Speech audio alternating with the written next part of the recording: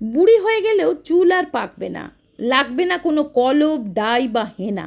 ছুঁড়ে ফেলে দাও সব কিছু। বাড়িতে থাকা মাত্র 2টি জিনিস দিয়ে ন্যাচারাল উপায় কিভাবে ডাই তৈরি করে চুলকে কালো করতে পারবে, আজকে আমি সেটাই তোমাদের সাথে শেয়ার করব। আর এই ডাইটা শুধু যে চুলকে কালো করবে তা না, এটা চুলকে সিল্কি শাইনি করবে এবং চুলকে ন্যাচারালি পুষ্টি যোগাবে, আর চুল হয়ে উঠবে ঘন, কালো, সফট আর সিল্কি।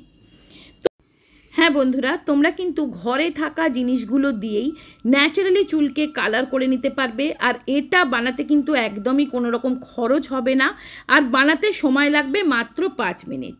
তো এখানে সবার প্রথম যেটা লাগবে সেটা হচ্ছে 1 চামচ হলুদ। হলুদের মধ্যে থাকে প্রচুর পরিমাণ anti fungal, anti bacterial properties. আর এই হলুদ থেকে যে চারকোল তৈরি হয় সেটা কিন্তু চুলে একটা গাঢ় রং দেয়, যেটা কিন্তু অনেক দিন পর্যন্ত স্থায়ী হয়, ফট করে কিন্তু উঠে যায় না। দেখবে জামা কাপড়েও যদি হলুদের দাগ লেগে যায় সেটা কিন্তু শত চেষ্টাতেও সহজে ওঠে না। তো এই হলুদ আর তার সাথে কি দিয়ে আমি আজকে একটা ডাই বানাবো সেটাই তোমাদের সাথে শেয়ার করছি। তো দেখো, আমি এখানে লোহার একটা তাওয়া নিয়েছি, তোমরা যে কোনো কড়া বা যে কোনো প্যান নিয়ে নিতে পারো। তার সাথে দিলাম আমি, দেখো, 1 চামচ আমলা পাউডার। আমলা বা আমলকির পাউডার, এটা কিন্তু চুলকে কালো করতে, ন্যাচারালি কালো করতে সাহায্য করে। তো এই হলুদ আর আমলা পাউডারটা আমি ভালো করে, দেখো, রোস্ট করছি বা ভেজে নিচ্ছি বা একটু চারকোল তৈরি করার চেষ্টা করছি। তো লোহার কড়া হলে খুব ভালো চারকোল তৈরি হবে এবং তোমার চুলের কালারটাও না খুব ভালোভাবে দীর্ঘস্থায়ী হবে। এটা আজ আমি শেয়ার করছি একটা আয়ুর্বেদিক পদ্ধতি, যে কিভাবে ডাই বানিয়ে ন্যাচারালি চুলকে কালো করতে পারবে। তো একটু টাইম দিয়ে গ্যাসটা সিম করে করে আস্তে আস্তে নাড়তে নাড়তে দেখবে এটা আস্তে আস্তে কালার চেঞ্জ করে নিচ্ছে। তো দেখো, আমি এখানে যে হলুদ আর আমলা পাউডার দিয়েছিলাম সেটা কিন্তু একদম কালারটা চেঞ্জ করে পুড়ে একদম কালো হয়ে যাচ্ছে। তো আস্তে আস্তে দেখবে এটা একটা অঙ্গার মতন, মানে চারকোল তৈরি হয়ে যাচ্ছে, মানে জ্বলে জ্বলে যাচ্ছে। যেমন কাঠকয়লা থেকেও চারকোল তৈরি হয়, এটা আমি একদম ঘরোয়া ন্যাচারাল একটা চারকোল তৈরি করছি। তো দেখো, যখন পুড়ে এসে একদম এরকম লাল লাল একটা আগুন আগুন ওপরে, তাওয়ার ওপরে সৃষ্টি হবে, তখন গ্যাসটা একদম অফ করে দেবে। অফ করে একদম এটাকে ঠান্ডা হতে দিতে হবে। যতক্ষণ না এটা ঠান্ডা হবে ততক্ষণ কিন্তু এটাকে আমরা ব্যবহারের যোগ্য তৈরি করতে পারবো না।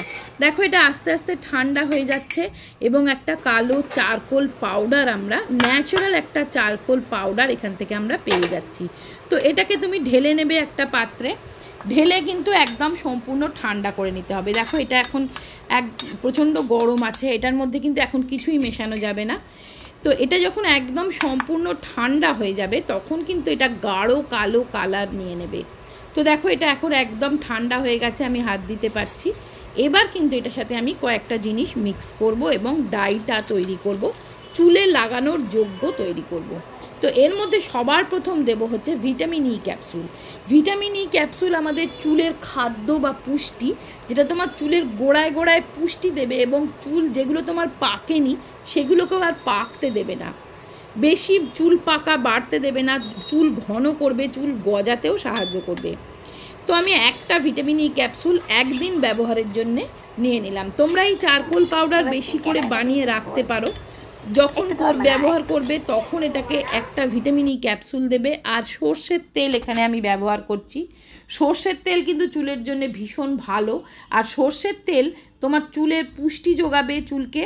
আর দেখবে আগেকার দিনের মানুষরা কিন্তু সর্ষের তেল মাথায় মাখতেন, তাই জন্য কিন্তু তাদের চুল কালো থাকে, দীর্ঘদিন বয়স হলেও কিন্তু চুল পাকে না। সর্ষের তেল দিয়ে আমি এটা গুলে নিচ্ছি। তো দেখো, এটা কিরকম কালো রং চলে এসছে, দেখো একদম কালো কালার চলে এসছে। এটা চুলে লাগিয়ে তুমি অন্তত 1 ঘন্টা রাখতে হবে। এটা একদম ন্যাচারাল ডাই, তোমার চুলের কোনো রকম ক্ষতি করবে না। 1 ঘন্টার জায়গায় তোমার যদি কাজের চাপে 1 ঘন্টা 10 মিনিট হয়ে যায় তাতেও কিন্তু কোনো ক্ষতি হবে না। এইভাবে ব্রাশের সাহায্যে লাগাতে পারো বা হাত দিয়ে তুলোই করেও লাগাতে পারো। হাত দিলে হাতটা কালো হয়ে যাবে, আমার হাতটা একদম কালো হয়ে গেছে, তোমাদেরকে দেখানোর জন্য আমি ওটা হাতে করে দেখালাম তোমাদের, তাতে কিন্তু আমার হাতটা একদম কালো হয়ে গেছে। তো তোমরা কিন্তু হাতে করে না লাগিয়ে ব্রাশে করে বা তুলোই করে নিয়ে লাগাতে পারো। তারপরে 1 ঘন্টা পরে চুলটা ধুয়ে ফেলবে। চুলটা ধুয়ে এসে আমি দেখো চুলটা শুকিয়ে নিচ্ছি একটু, কেননা চুল বেশিক্ষণ ভিজে থাকলে কিন্তু আরও চুলের গোড়া নরম হয়ে যায় এবং তখন কিন্তু চুল পড়তে আরম্ভ করে। তো এখানে আমি আগারোর প্রফেশনাল হেয়ার ড্রায়ারটা দিয়ে চুলটা ড্রাই করছি এবং প্রথমে তো আমি খানিকক্ষণ চুলটা রেখে দিয়েছিলাম যাতে নাকি পাখার তলায় একটু ড্রাই হয়ে যায়। তারপরে চুলের গোড়াগুলো যখন একটু ভিজে ভিজে আছে এই হেয়ার ড্রায়ারটা দিয়ে আমি ড্রাই করে নিচ্ছি, কারণ এই হেয়ার ড্রায়ারটা কিন্তু শুধুমাত্র গরম নয়, ঠান্ডা হাওয়াও দেওয়া যায়, কোনো রকম চুলের ক্ষতি করে না, ফ্রিজিনেস দেয় না, চুলটা একটা সিল্কি শাইনি ভাব আসে এবং চুলটা কিন্তু বেশ সুন্দরভাবে শুকিয়ে যায়।